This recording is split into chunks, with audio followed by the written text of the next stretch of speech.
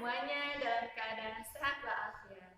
Pada hari ini kita akan belajar tematik tentang keajaiban perubahan wujud di sekitarku. Oleh karena itu, mari kita belajar bersama-sama. Keajaiban perubahan wujud di sekitarku. Daur air. Air merupakan salah satu kebutuhan pokok makhluk hidup di muka bumi. Air di bumi selalu terjadi karena adanya proses daur air. Lalu, bagaimana proses terjadinya daur air itu? Yuk kita lihat gambar berikut ini. Proses daur air pertama, air yang ada di permukaan bumi, laut, sungai, dan danau mengalami penguapan karena terkena panas matahari. Tahap ini dinamakan evaporasi. Air yang terkandung dalam tumbuhan juga mengalami penguapan yang disebut dengan transpirasi. Uap air lalu naik menuju atmosfer bumi. Semakin tinggi dari permukaan bumi, uap air tersebut akan mengalami pendinginan, membentuk titik-titik air. Proses perubahan wujud uap air menjadi titik-titik air disebut dengan kondensasi atau pengembunan. Kumpulan titik-titik air tersebut kemudian akan membentuk gumpalan awan. Jika kondensasi terus berlangsung, titik-titik air yang membentuk awan akan semakin banyak. Awan yang mengandung banyak titik air akan menjadi lebih berat.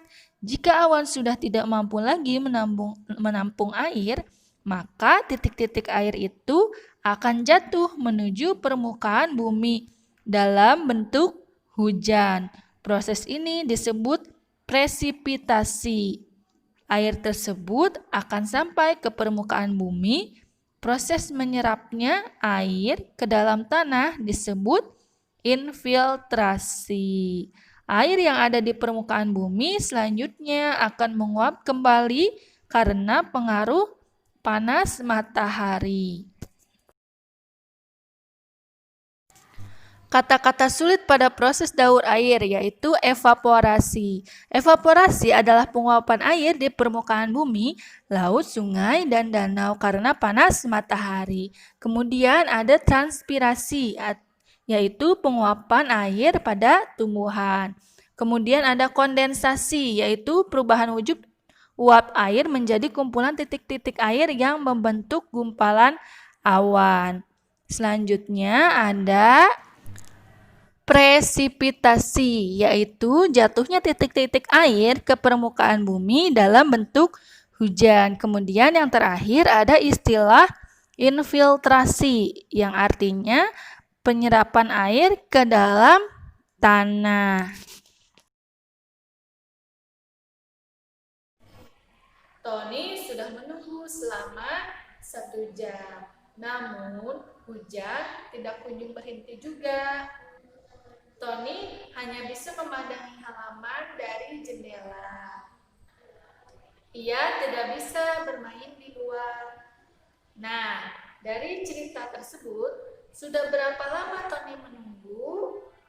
Dan berapa lama 1 menit itu? Nah, tadi sudah dijelaskan bahwa Tony itu menunggu selama 1 jam. Nah, 1 jam itu sama dengan 60 menit.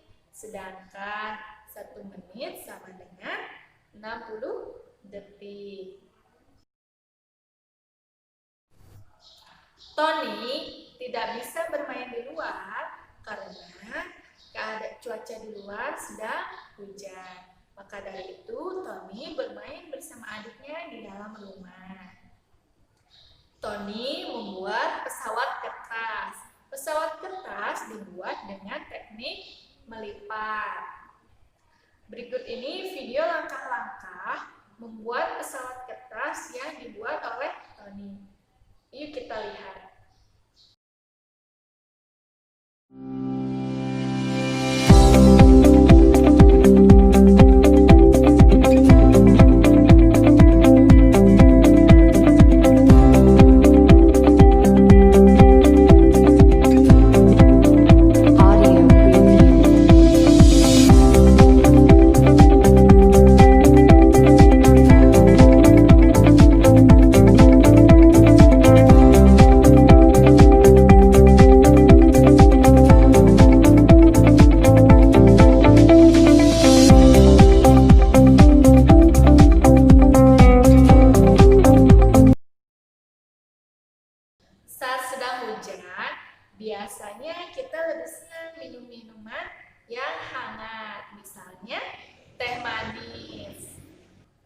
Nah, teh manis ini dibuat dengan cara menyeduh air dan teh, kemudian ditambahkan gula supaya manis.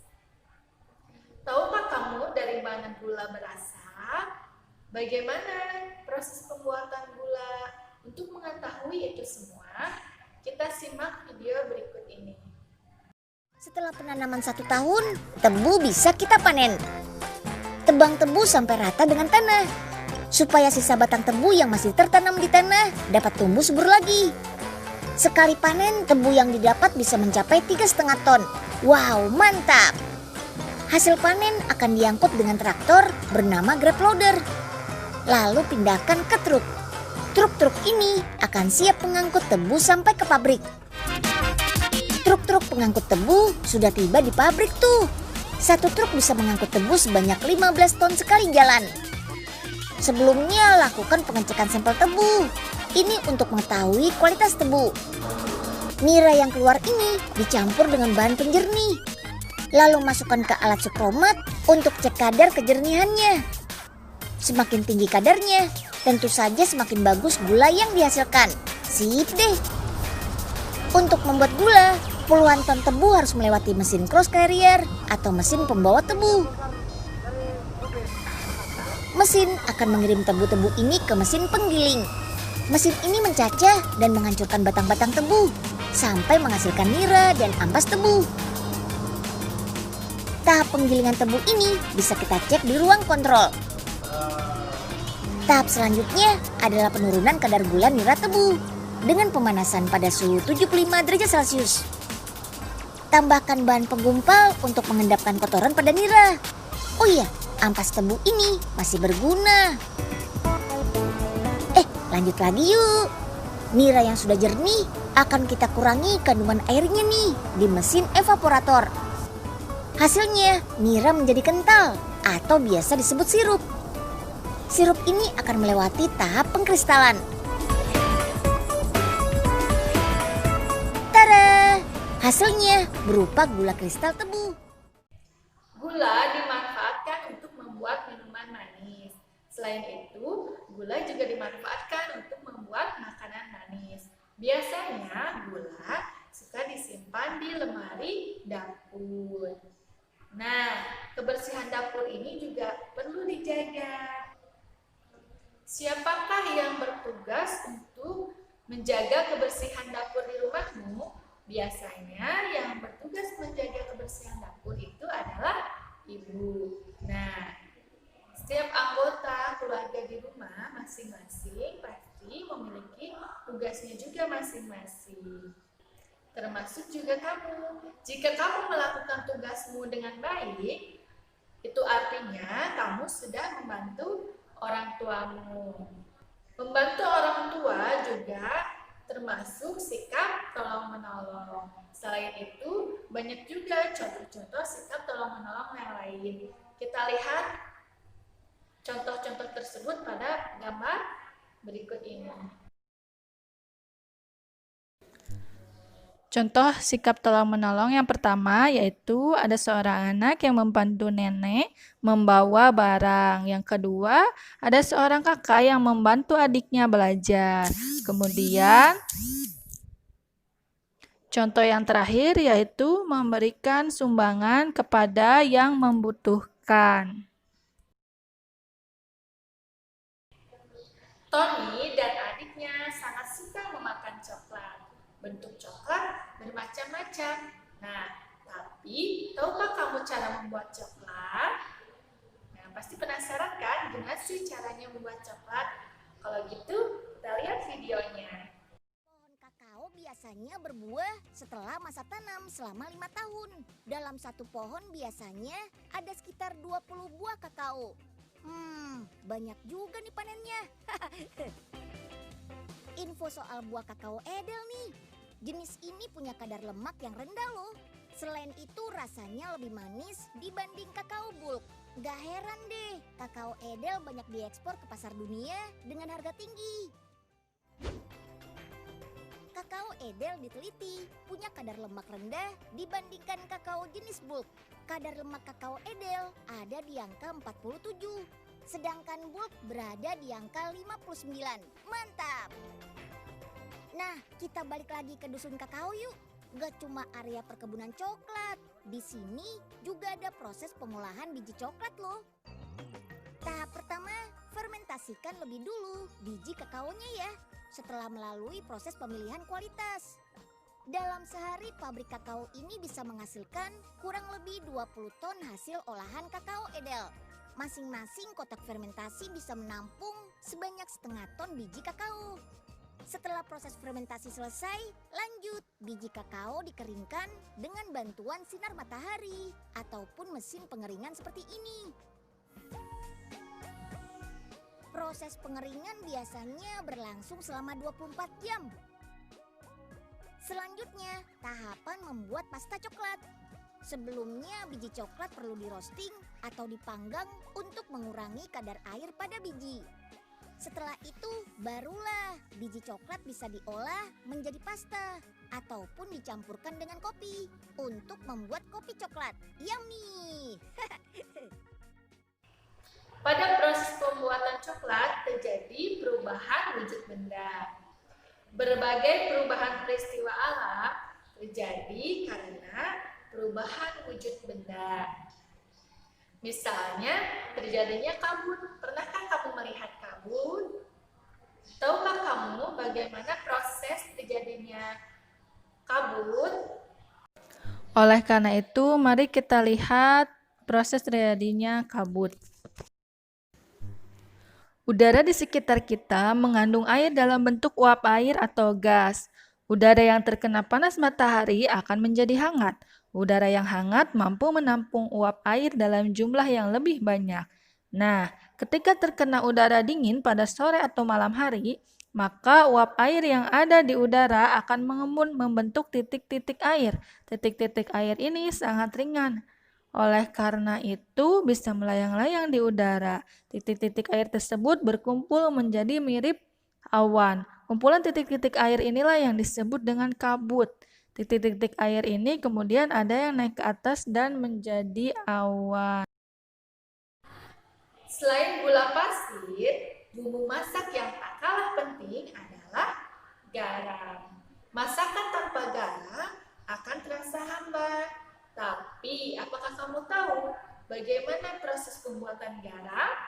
Nah, untuk yang mau tahu, kita lihat video berikut ini. Kita intip cara bikin garam di dalam rumah Prisma ini. Mulainya dari sini nih. Air laut sengaja dialirkan menuju bunker atau penyimpanan air. Di sini airnya disebut dengan istilah air muda. Kemudian air muda dipompa menuju ulir agar kotoran mengendap dan air menjadi lebih bersih. Setelah dari ulir, baru deh air yang sudah bersih masuk ke dalam rumah Prisma. Melalui proses pemanasan, air muda akan berubah menjadi air tua. Proses ini berlangsung selama musim kemarau. Jadi sewaktu musim hujan, stok air tua bisa tetap menghasilkan garam dan bisa panen sepanjang tahun. Kalau pakai cara biasa, masa panennya hanya selama beberapa bulan saja dalam setahun. Sekarang kita lihat ke dalam rumah Prismanya yuk. Ada 2 lantai nih. Bagian bawahnya untuk menampung air tua. Dan bagian atasnya adalah meja produksi. Di meja produksi inilah berlangsung proses kristalisasi air laut tua menjadi garam. Garam yang dihasilkan rumah Prisma ini terlihat lebih jernih dan masuk kategori garam kualitas premium loh. Jadi nggak cuma meningkatkan produktivitas saja, tapi kualitas garamnya juga jadi lebih baik. Mantap! Lama suatu kegiatan dapat ditentukan dengan menghitung selisih waktu mulai dan selesai kegiatan tersebut. Untuk menentukan lama suatu kegiatan berlangsung, kamu dapat menggunakan bantuan garis waktu. Oleh karena itu, berikut ini ada contoh bagaimana cara menghitungnya. Ibu menjemur pakaian mulai pukul 07.50. Karena hujan, pakaian diangkat pukul 09.15. Berapa lama pakaian tersebut dijemur sebelum hujan? Nah, untuk penyelesaiannya, perhatikan garis waktu berikut. Di awal garis ada pukul 07.50 dan di akhir garis ada pukul 09.15. Sekarang kita dapat melihatnya dari pukul 07.50 menuju pukul 08.00 berarti sekitar 10 menit. Dari pukul 8 hingga pukul 9 itu sekitar 1 jam. Dari pukul 9.00 ke 9.15 itu ada 15 menit. Maka kita tinggal menjumlahkan semuanya yaitu 10 menit tambah 1 jam tambah 15 menit sama dengan 1 jam 25 menit. Jadi pakaian dijemur selama 1 jam 25 menit. Ketika berdiskusi, kita dapat menerapkan sikap saling menghargai. Kemudian, ketika kita membuat laporan hasil diskusi, kita dapat menerapkan sikap bekerja sama.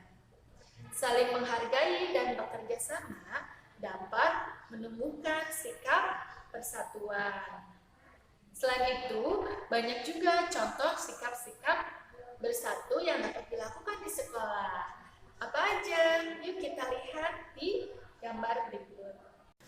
Contoh yang pertama, kita dapat mengerjakan tugas kelompok dengan kompak. Contoh yang kedua, kita dapat bekerja sama dalam tim tanpa membedakan. Contoh yang ketiga, kita dapat mengerjakan tugas kelompok dengan kompak. Selain itu, ada juga contoh-contoh sikap persatuan di lingkungan rumah. Contohnya bisa kita lihat pada gambar berikut ini. Contoh yang pertama yaitu kita dapat membantu tetangga yang mengadakan syukuran. Contoh yang kedua, kita dapat mempersiapkan perayaan hari ulang tahun kemerdekaan. Contoh yang ketiga yaitu kita dapat berbagi makanan dengan tetangga. Alhamdulillah, hari ini kita sudah selesai mempelajari berbagai macam perubahan wujud benda di sekitar kita. Semoga semuanya dapat mempelajarinya dengan baik. Wassalamualaikum warahmatullahi wabarakatuh.